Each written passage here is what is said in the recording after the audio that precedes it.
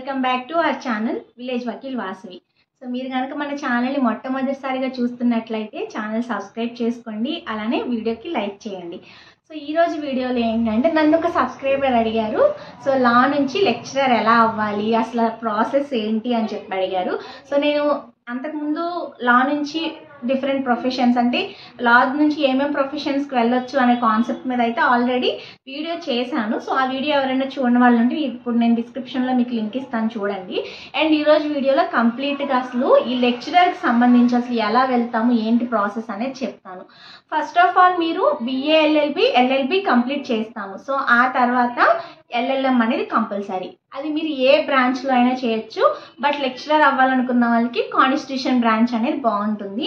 అలానే ఇంకా మిగతా ఏ బ్రాంచెస్ అయినా కూడా మీరు, ఎందుకంటే ఎందులో స్పెషలైజేషన్ చేసినా మీరు దానికి సంబంధించిన సబ్జెక్ట్స్ వైపు మీరు వెళ్ళొచ్చు. కాబట్టి ఏ బ్రాంచ్ అయినా కూడా మీరు తీసుకోవచ్చు. సో దానిలో అయితే అలాంటి డౌట్ లేదు. కాబట్టి మీరు ఏ బ్రాంచ్ అయినా తీసుకోండి. LLM అనేది కంపల్సరీగా చేయాలి, అంటే మాస్టర్స్ కంపల్సరీ ఉండాల్సి ఉంటుంది. అయితే దీని తర్వాత మరి సరే BA LLB అయిపోయింది, LLM 2 years కూడా చేసేసాము. లెక్చరర్ ఎలా అవ్వాలి? మీరు LLM పూర్తి అయిపోయిన తర్వాత మీ యొక్క ప్రొఫైల్తో లా కాలేజెస్లో వేకెన్సీస్ ఏదైనా ఉంటే అడిగి వెళ్ళొచ్చు. సో అక్కడ మనకి ఇంటర్వ్యూస్ తీసుకోవడం, డెమో క్లాసెస్ తీసుకోవడం జరుగుతుంది. మనకి దీనికి సంబంధించి లా లెక్చరర్స్కి ఏదైనా నోటిఫికేషన్స్ కానీ అట్లాంటివన్నీ తక్కువ. సో మనం ఏంటంటే మనమే కాలేజ్లో ఏదైనా వేకెన్సీ ఉంటే మన ప్రొఫైల్ని బట్టి వెళ్ళాలి. సో అప్పుడు మనకి కాలేజ్లో principal of the college interview చేస్తారు, లేదంటే మనకి డెమో క్లాసెస్ ఇవ్వమంటారు. సో డెమో క్లాస్ ఇచ్చినప్పుడు స్టూడెంట్స్కి మన పర్ఫార్మెన్స్ నచ్చినట్లయితే basing on our LLM background మనకి లెక్చరర్గా అయితే ఇస్తారు. సో ఇక్కడ మీరు లెక్చరర్గా జాయిన్ అవుతున్నారు. అయితే ఇప్పుడు ప్రొఫెసర్గా వెళ్ళాలి. సో లెక్చరర్కి ప్రొఫెసర్కి ఏంటి అంటే, జనరల్గా లెక్చరర్గా వెళ్ళినప్పుడు ఒక టైప్ ఆఫ్ శాలరీ అనేది ఉంటుంది, ప్రొఫెసర్గా వెళ్ళినప్పుడు ఒక టైప్ ఆఫ్ శాలరీ ఉంటుంది. మరి ఇప్పుడు నేను లా కాలేజ్కి ప్రొఫెసర్ అవ్వాలనుకుంటున్నాను, ఏం చేయాలి?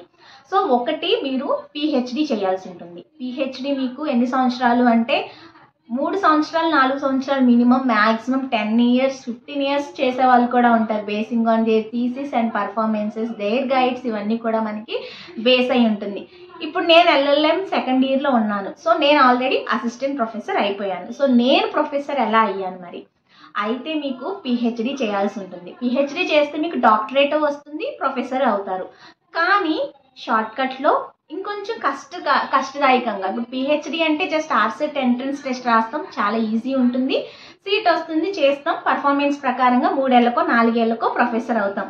కానీ అంత ఓపిక, అలానే అప్పటి వరకు ఎర్న్ చేయకుండా ఉండాలని ఉండదు. కాబట్టి నేను చూస్ చేసుకున్నది AP సెట్. AP సెట్ ఏంటంటే మనకి ఆంధ్రప్రదేశ్ ఎలిజిబిలిటీ టెస్ట్ అనమాట, అంటే entrance test, eligibility test, Andhra Pradesh state entrance test AP set. Eligibility అనేది మళ్ళీ మనకి ఎలా వస్తుందంటే మీరు రాయడానికి చేసేది. ఇదేంటంటే ఎంట్రన్స్ ఏమో రాయడానికి చేసేది, ఎలిజిబిలిటీనేమో ఇప్పుడు మనకి ప్రొఫెసర్కి చేసేది. సో నేను రాసింది ఆంధ్రప్రదేశ్ స్టేట్ ఎలిజిబిలిటీ టెస్ట్ అనమాట, అది AP సెట్. అది ఏ స్టేట్ కా స్టేట్. మీరు ఇప్పుడు తెలంగాణ అయితే TS సెట్, AP అయితే AP సెట్, కర్ణాటక అయితే కర్ణాటక సెట్, తమిళనాడు అయితే తమిళనాడు సెట్. మీరు ఆ పర్టిక్యులర్ స్టేట్లో అసిస్టెంట్ ప్రొఫెసర్ అవుతారు. లేదు మేము ఏ స్టేట్లో అయినా, మేము ఒక్కొక్కసారి మనకి వేకెన్సీస్ పడతా ఉంటాయి నేషనల్ లా స్కూల్స్లో కానీ, అలా పడినప్పుడు నేను ఏ స్టేట్లో అయినా చేయాలి అనుకుంటే UGC నెట్. అలానే LLM పూర్తి అయిపోయిన వెంటనే కూడా మనకి PhD చేయాలి, బట్ శాలరీ కూడా రావాలి అనుకుంటే మనం UGC net assistant professor qualify అవ్వచ్చు. అలానే at the same time JRF ఉంటుంది, సో జూనియర్ రీసెర్చ్ ఫెలోషిప్. అది క్లెయిమ్ చేసుకుంటే మీరు PhD చేయొచ్చు. మంత్లీ 38,000 to 40,000 కూడా మనకి గవర్నమెంట్ స్టైఫండ్ కింద ఇస్తుంది.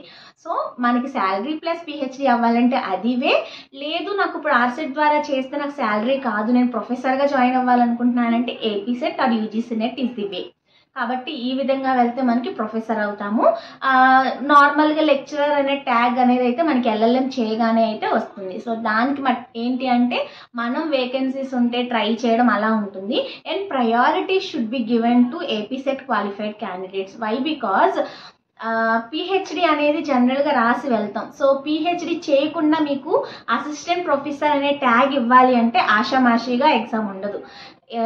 దాన్ని general paper, special paper, so అంతా కూడా మనకి ఒక పగడ్బందీగా ఉంటుందన్నమాట. పేపర్ ఎలా ఇస్తారు అంటే మరి ఈజీగా మీకు ప్రొఫెసర్ ట్యాగ్ వచ్చేది కదా, కాబట్టి మనం దానికి సంబంధించి ఆ ఎగ్జామ్ క్వాలిఫై అయితే అప్పుడు మనం అసిస్టెంట్ ప్రొఫెసర్గా వెళ్ళొచ్చు. సో ఎవరికైనా అసిస్టెంట్ ప్రొఫెసర్గా కాలేజ్లో జాయిన్ అవ్వాలని, లెక్చరర్గా జాయిన్ అవ్వాలని ఒకటే, బట్ శాలరీస్ క్వైట్ డిఫరెన్స్ ఉండొచ్చు అండ్ ప్రయారిటీస్ అనేది డిఫరెంట్గా ఉండొచ్చు. కానీ మీకు అసిస్టెంట్ ప్రొఫెసర్ అంటారు, జనరల్గా అయితే మీకు లెక్చరర్ అని వస్తుంది. అవునా?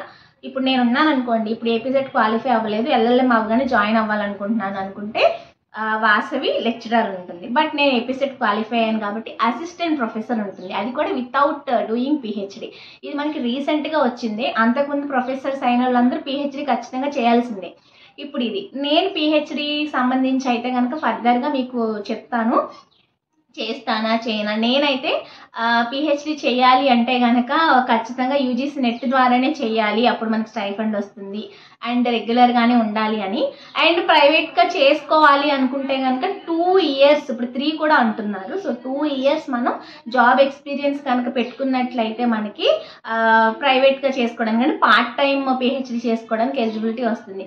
అయితే I will do either part time PhD or full time with UGC NET, అంతేగాని వితౌట్ శాలరీ లేదంటే డైరెక్ట్గా ఇప్పుడు ఎల్ఎల్ఎం చేసినట్టుగా ఇంకో 3 సంవత్సరాలు వితౌట్ ఎనీ జాబ్ అనేది నాకు చేయాలని లేదు. సో ఇది నాకు సంబంధించిన ఇన్ఫర్మేషన్. అలాగే ఒక లా నుంచి అసలు ఏ విధంగా మనం లెక్చరర్ లేదా ప్రొఫెసర్ అవుతాము అనేది మీకు క్లారిటీగా అర్థమయ్యేలా చెప్పానని అనుకుంటున్నాను. ఇంకా ఏమైనా డౌట్స్ ఉంటే నాకు కమెంట్స్లో షేర్ చేయండి. అండ్ ఇంకొకటి ఏంటి అంటే, ఫస్ట్ ఆఫ్ ఆల్ లెక్చరర్ అవ్వాలి అనే ఆశ మీలో ఎవరికన్నా ఉంటే సో నైస్ ఆఫ్ యూ. ఎందుకు అంటే చెప్పే ఇది అందరికీ రాదు అంటారు కదా, అంటే నాలెడ్జ్ అనేది అందరికీ ఉండొచ్చు, కానీ అర్థమయ్యేలా చెప్పడం అనేది ఒక వరం. అలానే లా ప్రొఫెషన్లో అడ్వకేట్ని, జడ్జెస్ని, లేకపోతే ఒక కార్పొరేట్ కంపెనీస్లో, ఫర్మ్స్లో, బ్యాంక్స్లో ఇవంతా వెళ్తారు కదా, వాళ్ళందరినీ తయారు చేసేది ఒక లెక్చరర్ లేదా ఒక ప్రొఫెసర్. సో నేను మా లా కాలేజ్ ప్రొఫెసర్స్ అందరికీ కూడా చాలా థ్యాంక్స్ చెప్తున్నాను ఈ వీడియో ద్వారా. ఎందుకంటే మీరు నాకు అంత చక్కగా చెప్పారు కాబట్టి నాకు ఈరోజు ప్రొఫెసర్ అవ్వాలనే కోరిక వచ్చి నేను ఇప్పుడు ఒక ప్రొఫెసర్గా రావడం అనేది సో హ్యాపీ. సో నాకు ఇది చెప్తేనే, కాలేజ్ గురించి మాట్లాడి నా బిఎల్బి లైఫ్ గుర్తు చేసుకుంటేనే నా కళ్ళు తేమైపోతాయి. ఎందుకంటే నాకు అంత అటాచ్మెంట్, అంత గౌరవం అనేది నాకు ప్రొఫెసర్స్ మీద ఉండింది. So I'm becoming emotional. So sorry for this. కాబట్టి మీకు క్లారిటీ అనేది అయితే నేను వచ్చిందని అనుకుంటున్నాను, ఏ విధంగా మనం లా నుంచి లెక్చరర్ అవ్వచ్చు లేదా ప్రొఫెసర్ అవ్వచ్చు అనేది.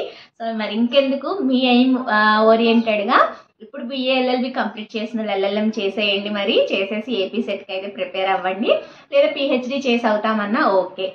మీకైతే క్లారిటీగా అర్థమైందని అనుకుంటున్నాను. మరి అర్థమైంది కాబట్టి వీడియోకి లైక్ చేసి, షేర్ చేసి, కమెంట్ చేసి, సబ్స్క్రైబ్ చేసుకోండి. మరొక వీడియోతో మళ్ళీ కలుసుకుందాం. Until then keep watching. Bye bye.